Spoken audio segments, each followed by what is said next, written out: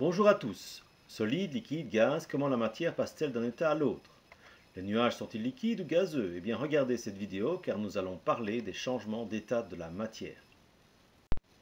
Si vous voulez revoir la vidéo relative à l'influence de la chaleur sur les molécules, n'hésitez pas à cliquer sur la fiche ici au-dessus à droite.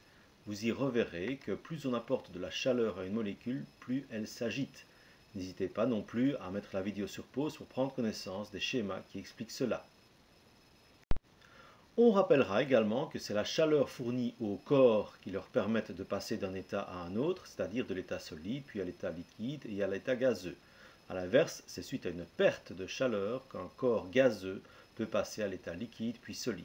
C'est d'ailleurs ce qui explique la disposition des molécules différentes à l'état solide, liquide et de gaz. N'hésitez pas à mettre aussi la vidéo sur pause pour vous rappeler tout cela. Parlons maintenant des changements d'état. Le passage de l'état solide à l'état liquide s'appelle la fusion. C'est le cas lorsque la glace fond, un métal fond. Cela se passe suite à un apport de chaleur. Lorsqu'il y a une perte de chaleur, on peut passer à l'état solide, à liquide. Cela s'appelle la solidification. Maintenant, pour passer de l'état liquide à l'état de gaz, il faut plus de chaleur et on obtient une vaporisation. Pensons par exemple à l'eau que l'on bout ou à l'évaporation des eaux des mers et océans. A l'inverse, en refroidissant un gaz, donc s'il perd de la chaleur, cela s'appelle la condensation en liquide. C'est par exemple lorsque l'on observe de la buée sur une vitre froide. C'est la vapeur d'eau ambiante qui s'est refroidie au contact de la vitre et l'eau est redevenue liquide. Dans certains cas particuliers, on peut observer un changement d'état de solide à gaz suite à un apport de chaleur, c'est la sublimation. Nous verrons des exemples plus loin. Et suite à une perte de chaleur, on peut observer un passage de l'état de gaz à l'état de solide, c'est la condensation en solide. La fusion et la solidification d'abord, c'est-à-dire le passage de l'état de solide à liquide et l'inverse. Prenons l'exemple de l'eau pure. Si je mesure la température lors de la fusion d'un glaçon d'eau pure ou la température lors de la solidification de l'eau liquide, cette température est toujours de 0 degré Celsius. Donc si nous avons un mélange d'eau pure solide avec de l'eau pure liquide, la température est de 0 degré Celsius. Prenons maintenant l'exemple du fer en fusion ou du fer liquide qui se solidifie. La température dans ce cas est de 1538 degrés Celsius. On dit que la température de fusion est donc de 1538 degrés Celsius. On peut faire le même exercice avec l'oxygène qui est un gaz à température ambiante. Il faut refroidir le gaz jusqu'à moins 218,8 degrés Celsius pour qu'il redevienne solide. Sa température de fusion est donc de moins 218 degrés Celsius. Si on examine ces trois cas, on constate que la température de fusion ou de solidification sont parfaitement identiques. Ceci veut dire que si on a un mélange d'un corps pur à la fois à l'état solide et à l'état liquide, la température est bien déterminée, dépend du corps pur et reste la même. De tout cela, on peut donc dire que la température de fusion et de solidification est identique et dépend de ce corps pur, et que tout le temps d'un processus de fusion ou de solidification, la température du corps reste constante. L'ébullition et la condensation en liquide maintenant, c'est-à-dire le passage de l'état de liquide à gaz et l'inverse. Prenons encore l'exemple de l'eau pure. Si je mesure la température lors de l'ébullition de l'eau ou la température lors de la condensation de la vapeur d'eau, cette température est toujours de 100 degrés Celsius. Donc, si nous avons un mélange d'eau pure liquide à ébullition avec de la vapeur d'eau, comme on le voit sur l'image, la température est de 100 degrés Celsius. En rappelant, bien entendu, que les bulles de gaz visibles dans l'eau à ébullition sont bien de la vapeur d'eau. Prenons maintenant l'exemple du fer qui se transforme de liquide en gaz. C'est possible si la température est portée à 2800 degrés Celsius. On dit que la température d'ébullition du fer est donc de 2862 degrés Celsius. On peut encore faire le même exercice avec l'oxygène.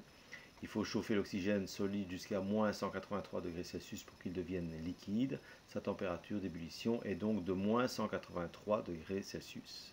Si on examine à nouveau ces trois cas, on constate que la température d'ébullition ou de condensation en liquide sont parfaitement identiques. Ceci veut dire que si on a un mélange d'un corps pur à la fois à l'état liquide et à l'état de gaz, la température est bien déterminée, dépend du corps pur et reste la même. De tout cela, on peut donc dire que la température d'ébullition et de condensation est identique et dépend de ce corps pur, et que tout le temps d'un processus d'ébullition ou de condensation, la température du corps reste constante. Maintenant, nous allons faire une représentation des changements d'état à l'aide d'un graphique. Dans un premier cas, nous allons mesurer la température de l'eau pure qui est au départ solide et que l'on va chauffer. L'eau va donc passer successivement à l'état liquide, puis à l'état de gaz. Voici donc le graphique de l'évolution de la température de l'eau pure en fonction du temps. On remarque deux segments de droite horizontaux aux températures de 0 et 100 degrés Celsius. Cela correspond manifestement à la fusion et à la vaporisation, donc au changement d'état. Ces deux segments s'appellent des paliers de température et donc on peut constater que la température reste constante tout le temps du changement d'état, que ce soit la fusion ou la vaporisation. Pour être complet, voici les différents états de l'eau pure indiqués sur le graphique. Imaginons maintenant de la vapeur d'eau qui perd de sa chaleur, donc que l'on refroidit, et représentons le même graphique. On passe bien de gaz à liquide, puis à solide, avec deux paliers de température, l'un pour la condensation en liquide et l'autre pour la solidification. Et voici donc les conclusions des scientifiques. Un corps pur se caractérise par un palier de température. Ce palier est un segment de droite horizontale dans un graphique qui représente l'évolution de la température d'un corps en fonction du temps. Il y a un palier de température lors de chaque changement d'état. S'il n'y a pas de palier, le corps n'est pas pur et est donc un mélange. C'est ce que l'on voit sur le graphique ci-contre. Les segments de droite ne sont pas horizontaux, donc nous n'avons pas affaire à un corps pur, mais plutôt un mélange. Voici le même exercice avec le fer qui est un corps pur. On remarque donc bien un palier de température, celui de la fusion à 1538 degrés Celsius et celui de l'ébullition à 2862 degrés Celsius. Et voici le graphique de l'évolution de la température de l'oxygène, qui est un autre corps pur en fonction du temps, et en cas de perte de chaleur. Mettez la vidéo sur pause pour bien comprendre ces deux graphiques. Ici, j'essaye donc de bien vous faire comprendre que chaque corps pur a sa propre température de fusion et d'ébullition, et qu'à chaque fois, sur les représentations graphiques comme celle-ci, on va bien observer un palier de température, c'est-à-dire un segment de droite horizontal. Lors de recherches d'analyse de produits inconnus, c'est déjà une façon pour les scientifiques de savoir si on a affaire à un corps pur ou un mélange. On chauffe le corps, on mesure la température en fonction du temps, et on observe les changements d'état, et s'il y a des paliers ou non. Si c'est le cas, c'est un corps pur. Comme annoncé, voici la différence entre l'ébullition et l'évaporation. Toutes deux sont des vaporisations, mais il y a quelques différences. L'ébullition, d'abord, observons le récipient où l'eau est en ébullition, donc à une température de 100 degrés Celsius. On voit l'apparition de bulles de vapeur d'eau à l'intérieur du liquide, et ces bulles de vapeur d'eau, et non d'air, comme on veut toujours le dire, naissent là même où se trouve la source de chaleur, c'est-à-dire dans le récipient au niveau de la flamme. Autant dire qu'il faut apporter une quantité de chaleur importante dans le cas d'une ébullition de l'eau. Donc on peut dire qu'une ébullition se fait à une température déterminée, qui est la température d'ébullition, et partout dans le liquide. L'évaporation maintenant, à travers cet exemple de marais salants, c'est-à-dire des endroits où l'on capture l'eau de mer pour la laisser s'évaporer ensuite pour récupérer le sel utile en cuisine par exemple, là il faut comprendre que la vapeur d'eau se forme en surface du liquide et non dans le liquide. C'est donc l'évaporation qui se fait d'ailleurs à n'importe quelle température, en particulier entre 0 et 100 degrés Celsius pour l'eau. Un exemple précis où la vapeur d'eau s'échappe en surface est quand on met sécher le linge. Il faut s'imaginer que les molécules de surface s'échappent véritablement du linge et le processus d'évaporation est d'ailleurs facilité par la surface de contact avec l'air. Si le linge est bien étendu, il séchera plus vite. L'évaporation est aussi favorisée par le vent, les courants d'air et bien évidemment en fonction de la chaleur. Voici aussi comme promis des exemples particuliers de sublimation ou condensation en liquide et solide.